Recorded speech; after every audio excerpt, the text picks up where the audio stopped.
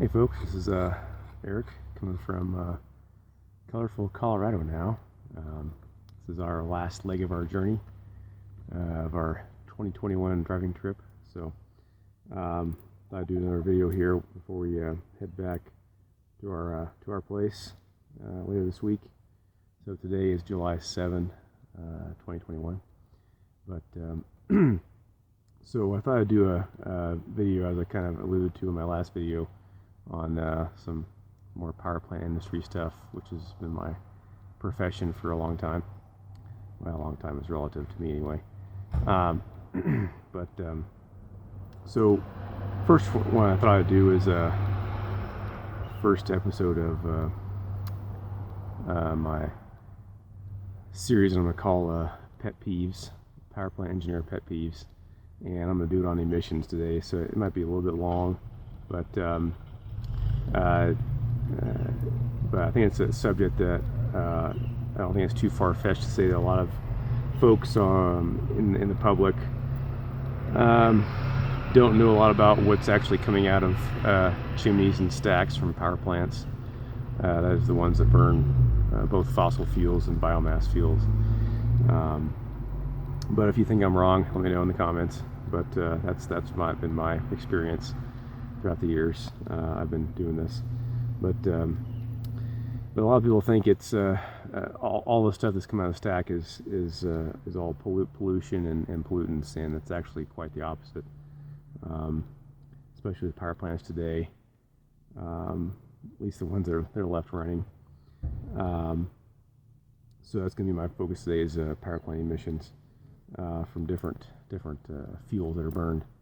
I'm not going to go through all of them because there's an endless amount of fuels, but I'll go through a few so you can get an idea of what's going on.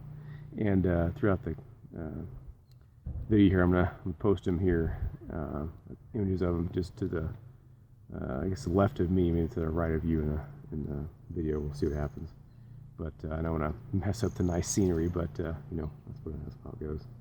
So when I say a modern power plant, modern emission controls, I'm talking about the full gamut, things that control nitrogen oxides, sulfur dioxide or sulfur oxides, particulate, i.e. ash mainly, and CO. Those are the main ones. And there's other ones like hydrochloric acid, which comes from chlorine in the fuel.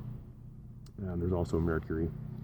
Those are the main ones that come up a lot of times that in air permits and public comments and what the Sierra Club brings up and all this other stuff. So I'll go through those. I'm not going to go through CO2. That's a whole other subject. I'll leave that for a different video. You can probably guess my thoughts on that one if you want, but I'll go through that in another video at some point. So before the 2000s, emission controls were spotty. Some had some power plants had the full gamut, some did not, but definitely before the 1980s, most power plants, especially the coal ones, obviously that's the main ones that emit most of the stuff that are concerning from power plants. Before the 1980s, definitely most of them didn't have anything except for stuff to collect particulate, ash from the fuel. So power plants did pollute quite a bit in the areas they were in. People talk about the brown haze they used to see. Most of that came from nitrogen oxides, both from cars and from power plants. There's sulfur dioxide and sulfur trioxide and things like that create acid rain too. So anyway, the public obviously started noticing and demanded better controls, and that's what came about. Eventually by about 2010, most power plants had the full gamut of controls. So with that out of the way, I'm going to show you the makeup of flue gas constituents of several types of fuels that are fired in fossil fuel power plants and also biomass plants that power all your homes and businesses 24/7, 365. Obviously there are others: nuclear, hydroelectric, ocean, underwater turbines, geothermal that can also provide 24/7 power, but obviously those don't emit anything, so I won't go over those. So with that, I'm going to start with coal. That's the most most controversial, I guess you would say. It's and so as I show that here in the video here, an image of a table here I've created. There are infinite varieties of coals around the world, but I'm just going to show an example of emissions of two types of coals here in the U.S.: high sulfur and low sulfur. High sulfur usually comes from more the eastern part of the U.S. Low sulfur is the western part, mainly Wyoming, Montana, but there are some other parts that have low sulfur. There are others around the world that have very high, like South Africa coals have very high ash. Almost half the fuel is ash. It's very hard to deal with, causes a lot of erosion of equipment. Texas and the Dakotas have another fuel that's kind of like coal. It's called lignite. It's also got a lot of ash, but also a lot of moisture. So there's endless varieties, but I'll just go over two. So the emissions in the top of the table here are in volumetric, and then the mass basis is below that. And I'm showing you each of the major constituents that come out of the stack. And I've also shown a few, a couple that are the actual pollutants, the SO2 and chlorine or hydrochloric acid, and then the breakdown of the fuel. Makeup of the fuel is down at the bottom. So as you can see in the table, the majority of the emissions coming out of the stack is nitrogen. So yeah, that's the inert gas in the atmosphere. It just goes through the power plant and comes out the stack, and basically doesn't do a whole lot for the power plant. But that's the main component there that you see at the top of the list. So yeah, it's mostly nitrogen coming out of the stack. So most people don't really realize that. And that's going to be a common theme throughout all these fuels is nitrogen is the major component coming into the air, and it's the major component coming out of the flue gas. But why is nitrogen the main component coming in and going out? Well, it's because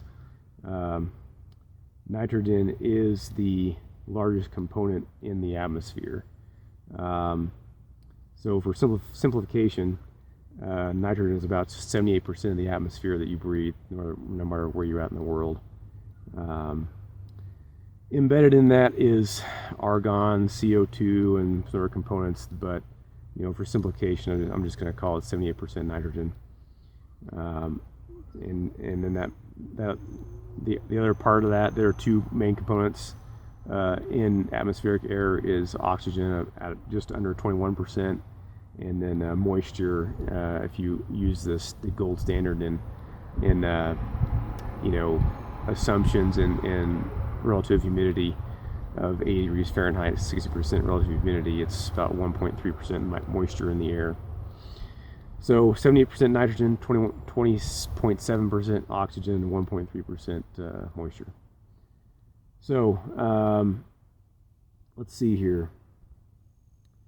And so when power plants have to combust fuel, they have to bring in the nitrogen and with the oxygen that they need. So that's why the nitrogen is the major component coming out also. Let's see. So that makes up the first component in the emissions that you see there. The other major components you see are CO2, H2O, and O2, carbon dioxide, moisture, or water, and oxygen. The CO2 comes from the combustion of carbon. Obviously, that's the major component in coal. That's where most of the energy comes from. The H2O comes from the moisture in the air, which is already coming in from the air.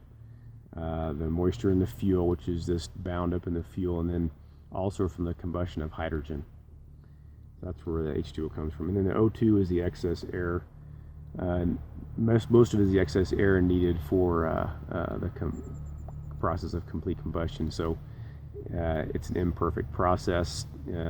Nature is an imperfect, everything in nature is imperfect. And so you have to have a little bit extra oxygen to combust the fuel. And then a little bit of that oxygen is air leakage. I won't go over that, but that's just it comes through the stack through after the combustion process through leaks. So I've also listed here a couple of constituents that are the actual pollutants, though, the SO2 and the chlorine, or some people also list it as hydrochloric acid, HCl. So you can get an idea of how very small these pollutants are of the overall makeup of what's coming out of the stack. And I noticed I had to add a couple extra decimals to actually see the actual numbers. That's how small the components are. And other commonly listed pollutants that I mentioned before is nitrogen oxides and CO. They're not shown, but they're on the same ballpark, in the same magnitude of very small part of the overall makeup of what's coming out of the stack. Mercury is also in there too, but it's 2 or 3 orders of magnitude less than the other ones that I just talked about. So it's all these are very, very small with the modern combustion controls that we have. So these very small stack emissions are possible with the modern, sophisticated, proven control technologies that took the industry 20 to 30 years to develop. So, there used to be the brown haze and the acid rain, but these days they have been forced to clean up, which has been a good thing. They've been forced to clean up, and now it's kind of hard. It's hard for me to see that the public has degraded these coal power plants so much that I don't get to see for the rest of my career the further development of these technologies. So it's kind of a sad point for me, but things change. You have to change with them, and that's the way of the world. So, so with that, I spent most of my time on Sulfur Coal, but I'm just going through how the makeup of the table and what's going on with the tables that I made here. But now I'll show a low sulfur coal, so you can see a little bit of difference there. This is the other coal that's predominant in the U.S. So obviously, again, you can see nitrogen is the predominant component coming out of the stack. Here you can see there's more moisture in the fuel, and there's a little bit less O2 because this particular unit that I got these numbers from just had less air and leakage after the combustion process. As expected, there's less SO2 emissions because the fuel has less sulfur in it, and then there's virtually no hydrochloric acid emissions because of the particular scrubbers that these low sulfur coal units use. They basically pull out all of that component. But there's lots of idiosyncrasies that go into why you choose certain scrubbers and why you choose certain fuels, and it's a whole big process. I won't go into that, but that's what this particular plant had and what it emitted. Moving on to natural gas, a little bit different fuel here. So you'll see mostly nitrogen again, common theme. This time you'll see a lot more moisture in the stack emissions, and that's because there's a lot more hydrogen in the fuel, which you see down below. And because of that, you'll see less CO2 component in the volumetric and weight of the emissions, and so that's why a lot of areas that think that CO2 is a pollutant, they like natural gas because it has a lot less CO2 in the stack emissions. And then the SO2 and chlorine emissions are basically the sulfur and the chlorine are basically stripped out of natural gas before it ever gets to the pipeline. So those emissions are basically nil for a natural gas power plant. And this natural gas power plant emissions I'm showing here are from a thermal plant. So what I mean by that is that just means you burn the fuel in a boiler. There's other power plants that use combustion turbines. It's basically a jet engine that's stationary, and then they run it through they run the exhaust gases through a boiler also. Those are a lot more efficient. The emissions are a little bit different. There's a lot more oxygen in that flue gas, but essentially, for all intents and purposes, it's the same makeup. Next one I'll go over is wood. Wood is woody biomass is the term a lot of people use in the power plant industry. It can be anything from trees to construction, wood waste, bark. There's lots of different things it could be. But I've just shown one example of a fuel here. You could have wood moisture content can be anywhere from 40 to 60%, depending on the tree type, the tree age. If it's a tree that's been sitting a year, most power plants don't let their trees, they can't afford to let their trees sit a whole year and season, if you will, and then burn them. They have to burn them. They cut them down, and they burn them, or they, in a paper mill, they use the trees immediately, and then they burn the bark immediately. And it's, whatever's in the moisture is in the moisture. If it's whatever's from the forest, when they cut it down, or if it rained that day, they got to burn it. So this fuel makeup can be all over the place, but I'm just showing one example here. But anyway, you can see nitrogen again is a big component, and you'll see as a common theme with the next biomass fuel in the show has a major oxygen component in the fuel, and that makes it harder to burn or less efficient as well. But again, SO2 and HCl are they're there, but they're very low. But the numbers I'm showing here are sorry, I've got ATVs in the background. I'm in a town where you can drive around ATVs on city streets. Pretty nice. Anyway, the SO2 and HCl emissions are there, and these what I'm showing here is uncontrolled, which means there's no emission controls on it. But a lot of times, since these biomass fuels are carbon neutral, they can get away with less emission controls on other things, because just the biomass fuels have less of for the most part, less of those nasties in them. Then moving on to the last one, I've got poultry litter here, chicken and turkey litter. Yes, it's the poo from the chickens and turkeys. And people burn it because it's very hard to get rid of.